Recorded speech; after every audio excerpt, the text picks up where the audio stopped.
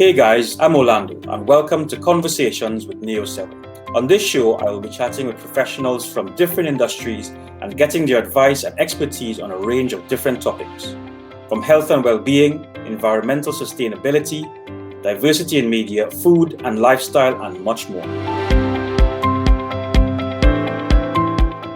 Do you suffer from anxiety, mood swings, poor sleep, or stress? My next guest is a functional medicine coach and founder of WellWorks, and we will be discussing how functional medicine can help us overcome and revolutionize our health. Raewyn, welcome. Hi, Orlando. Nice to see you. How are you doing? I'm good. How are you today? Doing okay. Not sweating to death anymore. Excellent. Excellent. Tell us a bit about yourself and what you do.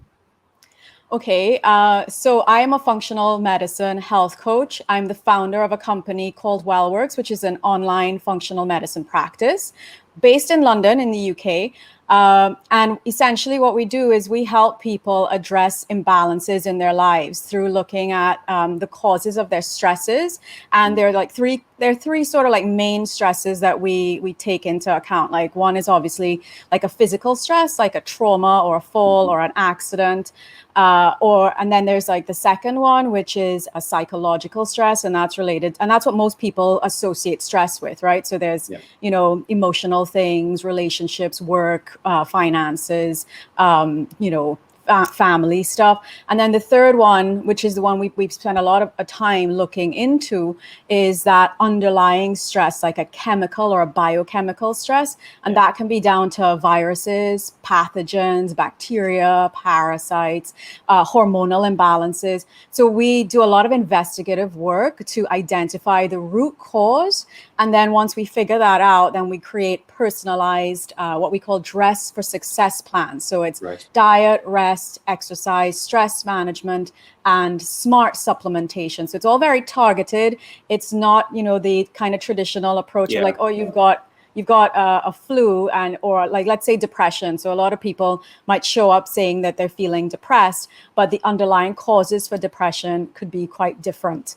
And that varies from person to person. So we look into the why. And once we examine the why, then we're able to structure how to fix it based on the findings from like the lab work and then a detailed intake. Gotcha. That's quite impressive. Now, I looked at your background and, you spent some time at Barclays, and I think you ended up heading up the wellness program there. How did you actually get into that? Great question. It's a little bit of a long story. I was studying for a psychology degree, and when I graduated, I decided to go into HR in banking, and just sort of ended up finding out that there was lots of very unhappy people around me. And, I have a personal interest in anxiety because I have a family history of it. My grandfather suffered from it. So I was always looking into non-pharmaceutical ways to treat it because he had been dependent on benzodiazepam, Valium, basically for about 25 years. And that caused a lot of damage to his brain. So while I was investigating all that, and that's why I studied psychology and psychopharmacology, neurodevelopmental psychology, neuropsychology, I kind of went down a whole rabbit hole of like looking at how to be preventative without having to use medications. And then when, of course, I ended up in banking and seeing all these people around me who would go to the on-site GP and just get handed out meds, and they didn't understand like there's some chemical process in addition to obviously the psychological things that were going on around them, the pressures of being in that kind of environment. They weren't really supporting themselves very well nutritionally or through sleep. Like most of these people, they were like suffering from, I would say, chronic sleep deprivation. Like 50% of the Western world is chronically sleep deprived, and I would say most of the people that I was around, they were sort of living on 5 to 6 hours sleep, and I ended up relate. Living on 5 to 6 hours sleep because you're thinking, well, if I sleep, then I'm missing out on doing, things that I like doing. But also what would happen is that, by skimping on sleep, then they'd be suffering from very low energy the next day. So then they would like rely on sugar or caffeine. So looking at stimulants to stay, high and buzzy, or other things, who knows. So I ended up retraining as a hypnotherapist.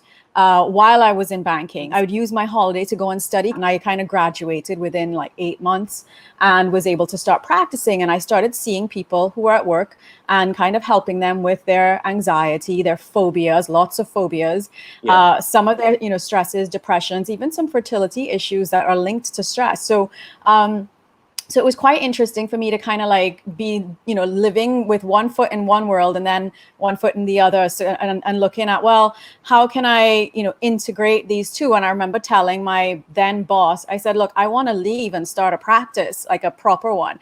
And he said, no, you don't need to do that. How about we give you a well-being job? He said, because, we have all these stats coming out of occupational health that's showing that, we're spending all of this money on people who are unwell due to stress, due to back pain. And everything I know now, it's like a lot of back pain is linked to stress. So that's how that came about. It took about a year and a half for us to actually build out the role, from that initial conversation when I said, well, I'm going to walk away. And he said, no, you don't have to. Like, you can do both.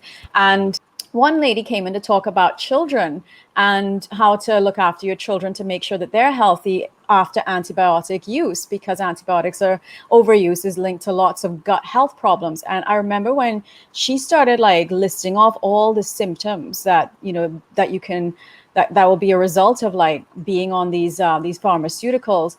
I was like, oh my God, that's me. And as a child growing up in the Caribbean, I was one of those people who was always sick. I always had like a tonsil infection, I had bronchitis, like, and then I ended up with asthma. So I had all these different diagnoses and they were all kind of chronic and recurring and not, and back then, my poor mother, like I was her first child. So anytime I got sick, she's like, okay, take her to the doctor. The doctor will fix her.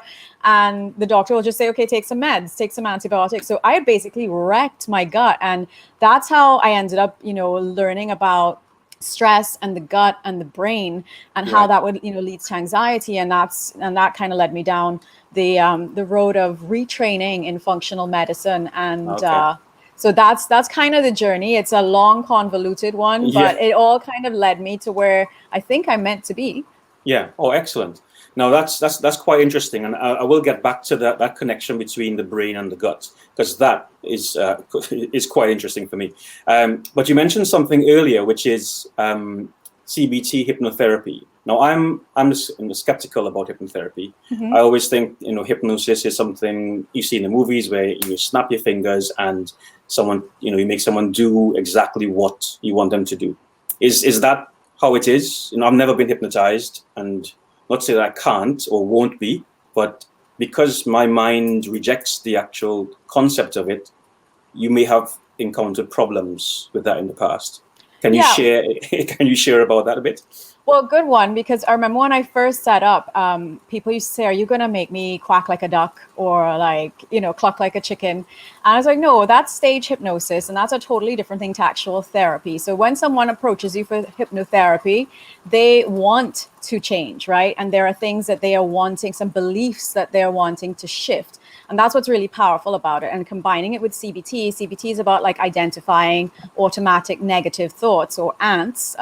So we look at identifying what those are and then reframing them, or even sort of challenging them and looking at like, okay, what would be more helpful? What is actually true about what you're saying? How true is it? And then we get the client to come up with a counter argument for the negative thoughts that they've been, and negative thoughts have a place. Like, we need to be, skeptical of our environment because we don't know where perceived threats are coming from. So that actually is a protective mechanism. When it goes awry with anxiety is when you're sort of in that mode all the time, where you're suspicious and doubtful and fearful of everything and you're worrying. And then that can create, that's just elevated cortisol and adrenaline and stuff in the body that we don't want to continue going on with. In fact, actually, I have a funny story. One of my first clients at Barclays, she was a smoker. The first 3 inductions I tried with her didn't work. And I was starting to freak out. And of course, I have to keep it cool when I'm in a situation like that, like, because she has faith in me that I'm going to help her do this. And, the first 3 things that, I got her to do. So, the whole pendulum swinging thing that people get fixated on, I would do that. It was called like the pen test. So you get her to like look at the tip of the pen. And the idea is that when you start focusing on just one thing, right, it starts training your mind to only like tune into one thing, because a lot of the time we're distracted and the mind is jumping all over. But when you start getting it to get into that state of focus and flow, that stimulates that relaxation response, so it turns on the parasympathetic nervous system, so it kind of turns down the stress response. So none of the things that I was getting her to do initially were working, because a lot of it has to do with your eye gaze, and that by using the eye, you can create that state of flow. And it wasn't working. So of course, I'm like trying to breathe my way through it and be calm and professional.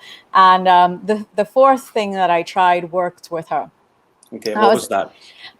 It's called arm catalepsy. So it's, I know it sounds really weird, but you put your arm up into the air and you basically stare at, you stare at your hand. So you're following the gaze and you keep it there until it starts to get tired. And then I start telling you like, okay, and now your arm is feeling really tired and your eyes are wanting to close. And as the arm drops, and I say, as your arm drops, you're wanting to close your eyes, you're wanting to become very relaxed.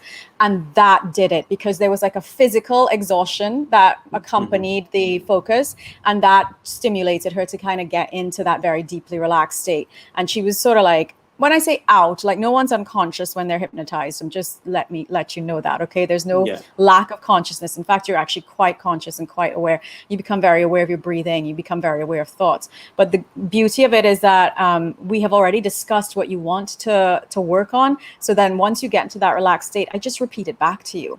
And it's just a lot of repetition in a state of focused attention. In a nutshell, that's it. So in the end, it worked? Of course, yeah. Yeah.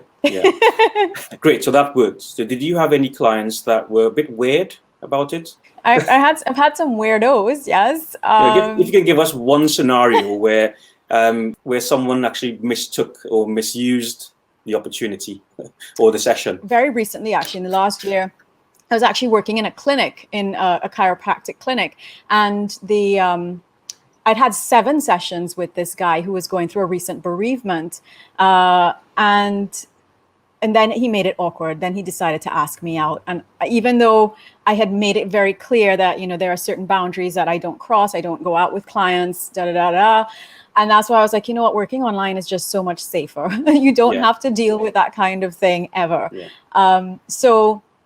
And of course, that was the last time I ever saw him as well. So, we'd already had a course of 6 or 7 sessions, and that was the final. Yeah, some people do tend to abuse the opportunities they have, don't they? And just overstep. So, so I've had a couple of weird situations like that. Yeah.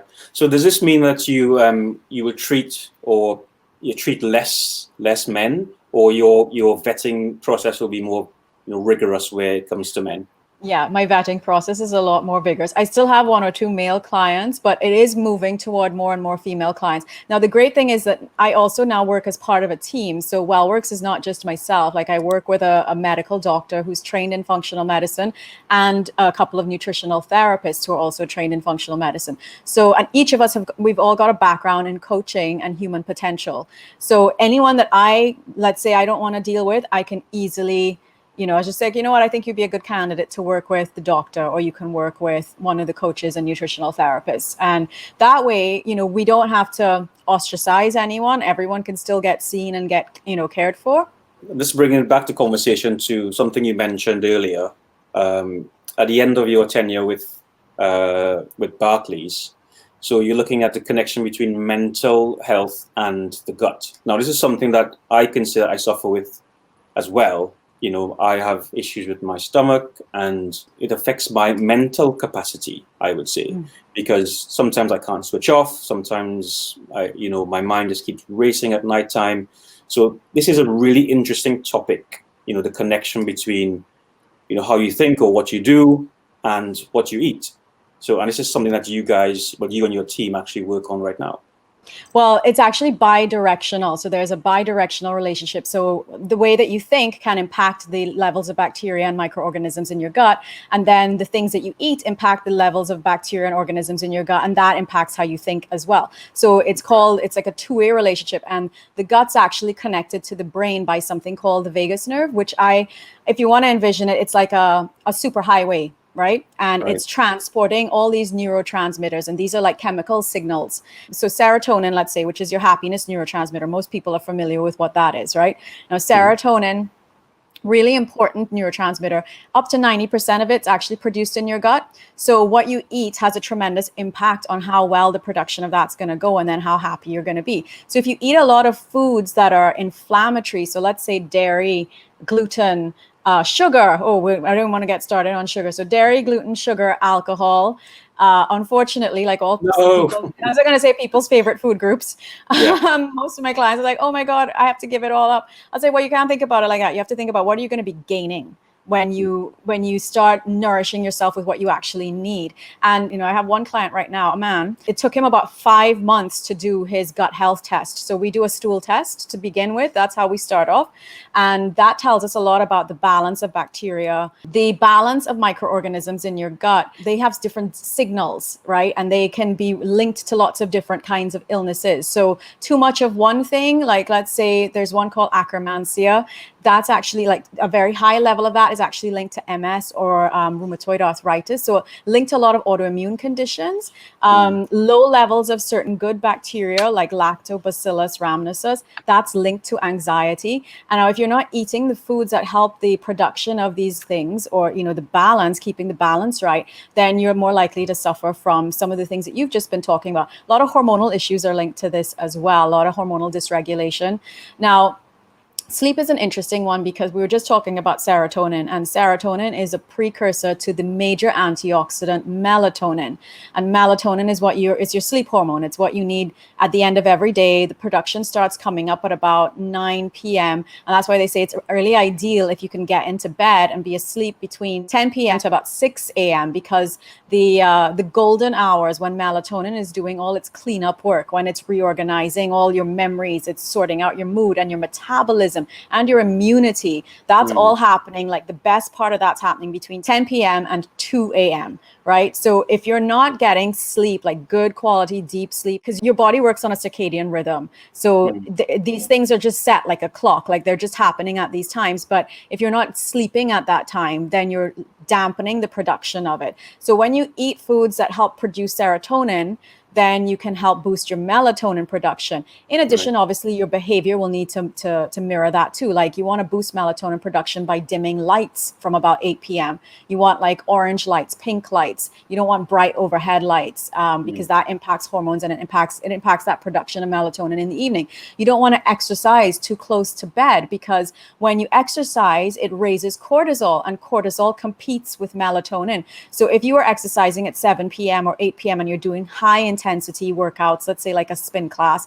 And I'm guilty of this because when I was in banking and I didn't understand everything that I know now, I would go and work out for 2 hours and do a spin class, like from 5 until 7, or sometimes from 6 until 8, and then go home and try and eat dinner at like 9 p.m. and then try to get into bed for 11 and wonder like, why can't I sleep? I'm like, because I've just elevated my adrenaline and my cortisol, and it has completely knocked my melatonin out of balance. So my sleep was super screwed. And I think a lot of people don't realize that it's not just about food alone. It's like it's symphony. That's the best way to think about it. It's like all these things have a synergistic impact on the body. During the past couple of months with the pandemic, I'm assuming that business has been quite off the charts because at this time everyone's going through different levels of stress for obvious reasons and for new reasons. Has business picked up during this time? Have you seen a change in people's behaviors and attitudes? That's a wonderful question. And I'll tell you what I've noticed. So I had a lot of corporate speaking gigs that evaporated. So no one was having anyone come into offices anymore, obviously, to deliver any more talks. That vanished. However, tons and tons of people were reaching out because they were like, oh, I think this is what's going on with me. And I've seen that you've posted something about this on social media, because this is the thing. Everyone was now glued to their computers because that was their only kind of contact with the outside world. So a lot of posts that might have initially like flown over people's heads, they were now kind of starting to trickle down and kind of start becoming more and more embedded. So seeds that I planted, let's say, a few months before the pandemic, those were starting to germinate. And I've had a lot more women reach out to me. So I think maybe because I also got clear on that too, like during the pandemic, I was able to kind of really get clear on like, actually, I really love working with women, and I kind of only want to work with them. So that that also kind of made things a lot more crystallized for me. And my model, I worked on that as well. And like exact where it is right now is where I think I've always wanted it to be, but didn't always have the courage because I thought it's going to scare people. It's too intense, like having weekly sessions. But from everything that I've seen, the best way to guarantee success is to have someone hold your hand. And there's a lot of research and studies around that as well. Like knowledge is not enough. Like you see people know that they're not meant to smoke, but they go and stand under a no smoking sign and they'll smoke. So, you know, knowledge, like knowing that you shouldn't do something or that you should do something is never going to be the thing that's going to make you change, right? Having someone who's going to champion you and partner with you and hold your hand through it and keep you accountable is the thing that helps you stick to it. So have things changed? Yes. I've been a lot more active as well on social media when prior to the pandemic, I didn't used to be. I would, you know, maybe post once a week and I might have like a webinar once every 3 months. And, you know, this actually, I now upload a video every week. I've got a Facebook group. I've got a lot of engagement in that group as well. I'm posting pretty much every day now. So I'm sharing a lot of information because I want people to kind of get the basics right and understand it before they decide to come and work with me too. So then we kind of knock down a lot of the barriers that, you know, I've previously seen, that because now they have like a very clear sort of like understanding of like, okay, this is what we'll be working on. This is how it works. And I don't have to spend a lot of time individually having to explain a lot of that. So because it's already done, like, you know, join the Facebook group and you'll get a wealth of information in there about how to optimize your health. And if after all that and you've done all that and you're still not feeling 100%, then I say, look, let's look into some lab work and let's figure out what's driving it. So business it's been up and down. Like I would say it's changed. It has changed. There's been an increase in certain areas. So like engagement has improved. People have bought more supplements, which I'm okay with, but I still think like the supplements are not a panacea for health. Like they think, oh, I'll take something and that will keep me healthy and that will keep me safe. I'm like, okay, well, that's cool, but you have to do all these other things as well. You can't spot treat anything. You've got to understand that the body works in synergy with all these different aspects of health, and all these different bricks in your health foundation need to be put into place. So you can't only work on supplements. You need to lay the bricks of diet and rest and exercise and stress management as well. Gotcha. Now, from my perspective, it's on the outside looking in, it sounds like it could be something that's quite costly for, let's say, the average individual. Is there something that, you know, you cater for corporates and, you know, this the everyday person that actually needs help? Great question. In fact, I'd actually set this model up in the beginning to make sure that that cost wasn't going to be a barrier to people, because, you know, at the Cleveland Clinic or some of the more well-known functional medicine practitioners, you know, they can start charging you at $600, you know, £400 an hour, right? And then your labs on top of that are like $3,000-$4,000, you know, £3,000. In fact, one of the first functional medicine practitioners I went to, he was very famous. And I think my consultation with him was like $600. And that was, and when I say consultation, we hadn't run any labs. It was just me filling out an intake form by hand and had to scan it and send it back to him, which was a total pain in the butt. You know, really not tech and just extremely tedious and quite off-putting for a client who's already dealing with a lot of stress. So, and then after my consultation, then he said, okay, well, I'm going to recommend these labs for you. And the lab bill was like $5,000. And that wasn't even like the interpretation of the labs. That was just him ordering me labs. So I've made sure that I don't have a practice that's set up that way. So for corporates, I have different ratings. I operate on a sliding scale. And I did that when I was a hypnotherapist as well. I always operated on a sliding scale. And come September, I'm actually going to be launching a group coaching program for people to keep it very affordable. So they will get, you know, an hour with me. There'll only be 5 people in a group, in a cohort. So we'll keep it very, very small and intimate. And keeping that at a really, really minimal price. I do recommend that people run their labs first, and then I will give them, you know, once they pay for the lab work, we'll give them a report that comes along with it, and then the implementation of the report and the plan will happen in the coaching session. So we keep it super affordable that way if you want to do it. The only problem is, you know, a lot of people say, are the labs on insurance? Is it covered by is it in the NHS? And I'm like, no, they're all in America. There are 1 or 2 that we work with in Europe, but again, the idea behind them is that they do cost you out of pocket. You know, the gut health test, you can be looking at about £400 for it. So I would say that, but it's an investment, because when you look at it, you know, rather than, you know, I always say, like, weigh it up, right? How much has it already cost you being unwell? You know, how much has it cost you, you know, getting meds from the doctor, or missing work, or not being able to go out to dinner? And in fact, this is a great example. I have a current client who hadn't been able to go out to dinner for about 10 years, nearly a decade. She also hadn't been able to drink since she was 18. She's in her 40s now. She said anytime she had alcohol, she would just throw up straight away. So she was just one of those people who just didn't drink. And socially, it was very challenging for her, because she couldn't go out on dates with men who would want to take her for a dinner date. Like, just couldn't eat, because if she ate in the evening, she would have reflux all night and just be extremely unwell. And she was seeing a gastroenterologist through the NHS and had been on omeprazole, which is a proton pump inhibitor. And she'd been just taking that forever, and just thought, well, I just can't eat after 5. So that's my life. And one of my missions with her, I said, you know, you might have a mission where you want to, you know, balance your gut bacteria and sort out your migraines and that kind of thing, because she had a couple other things going on. I said, but my mission for you is that you're able to go out for dinner. And it happened in 5 weeks. Like, we started working together, did her lab work in at the end of May, had her lab review in June, and I didn't really see her in July. I was supposed to see her, but she went away on holiday, and she was hanging out with friends and family. And she said they had 3 bottles of Prosecco on the first night. And they also went to dinner like after 8 p.m. a couple of times. And she said she was totally able to sleep, no bloating, no indigestion, you know, no feeling sick, no throwing up. And I was like, oh my God, in the space of 5 weeks, she said, I totally fell off the wagon, by the way. She's like, I stopped taking my supplements. She said, but the 5 weeks of work that we did prior to me going away, she said that clearly made a difference. And, you know, her migraines had completely cleared up as well during that time. So it's amazing how quickly your body can start turning it around once you figure out what's wrong with it and you get to the root cause and you start addressing that. And you can only get that done through doing the lab. So I always say, like, it's quite an investment, because she's basically got a normal-ish life again. Like, she still has another 6 weeks to go with me. But we have cleared up a lot of the underlying infections that were causing the distress and discomfort. So I always say, like, you know, what's that worth to you? Like, how much is that worth, where you're able, like, after 10 years, you're now able to, like, do things that you haven't been able to do before, and you're no longer in pain, and you're not on painkillers every month.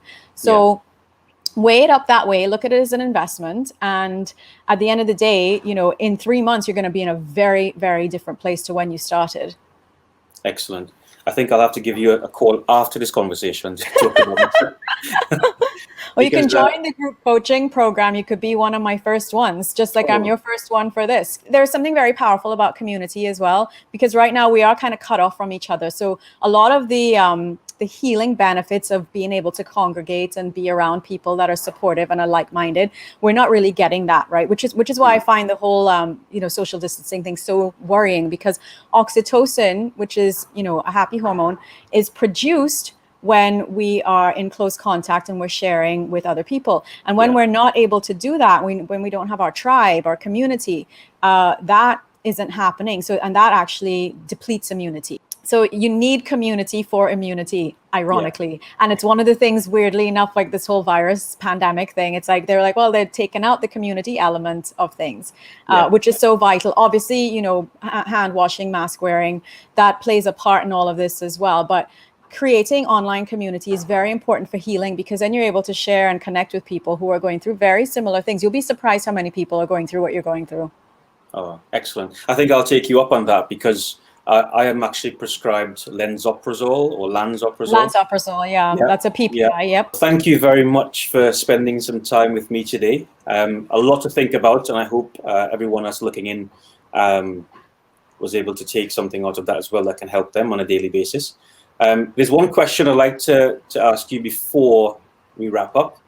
If you could have this conversation or a conversation with yourself, your 21-year-old self, what would you tell them and why? Great question. Well, I think when you're 21, you think that you're invincible, right? And your body pretty much is. In lots of ways, it can deal with all kinds, you know, you could stay up until 5 in the morning and go to work at 8 the next day. Do you know what I mean? But prevention is better than cure, actually. I would say prevention is better than cure. Health is wealth, and listen to your gut. that's what I would tell my 21-year-old self. The next question is, do you think they would listen? Probably not, because unfortunately 21-year-olds are pretty stubborn. But yeah, how would you get that to translate into something meaningful? I guess for me, like, it probably would have been meaningful because I had seen so many people around me growing up being ill. Like, my dad was quite unwell when I was young, and my granddad, with the dementia and the anxiety. So I probably would have listened, and I think that's probably one of my big driving factors. I'm like, I don't want to end up the way that my family's ended up, and just because something's in my family doesn't mean that I'm going to be like them. Like, I'm not going to get as sick as they are, because I know now that there's so much that I can do in order to be able to avoid, going down that same path. So when people say like, oh, diabetes is hereditary, I'm like, no, it's not. Like, it doesn't run in your family. Like, if anyone doesn't eat properly and they have issues with blood sugar dysregulation, you can fix that. Like, it's fixable. So everything is fixable, ultimately. Yeah, excellent. Again, thanks again for your time today and having the first conversation with me. Pleasure. I'm honored. I'm honored that I'm the first. Thank you. In closing, Raewyn, if anyone is interested in your services, where will they be able to find you? You can find us on the internet, well-works.co, and then also facebook.com/wellworks.co.